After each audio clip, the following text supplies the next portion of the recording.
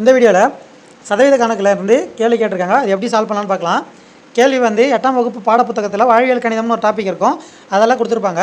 கேள்வி என்னென்னா, எக்ஸின் எக்ஸ் சதவீதம் என்பது 25 எனில் எக்ஸோட மதிப்பு என்னன்னு கேட்குறாங்க.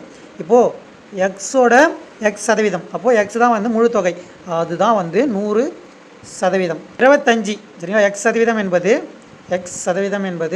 25ங்களா.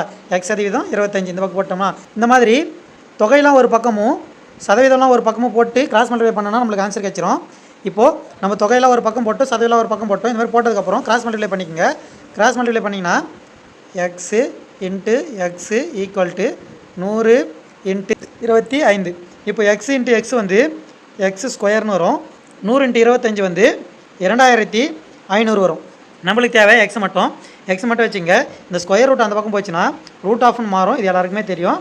இது 2500 சரிங்களா. இப்போது இதுக்கு ரூட் எடுத்திங்கன்னா 50ன்னு வரும். இதுதான் வந்து இந்த கேள்விக்கான விடை.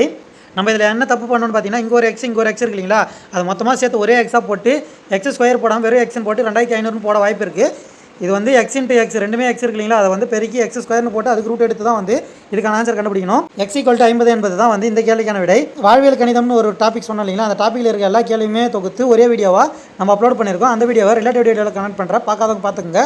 மீண்டும் அடுத்த ஷார்ட்கட் வீடியோவில் சந்திப்போம். இப்படி கனகாஞ்சிவா. நன்றி, வணக்கம்.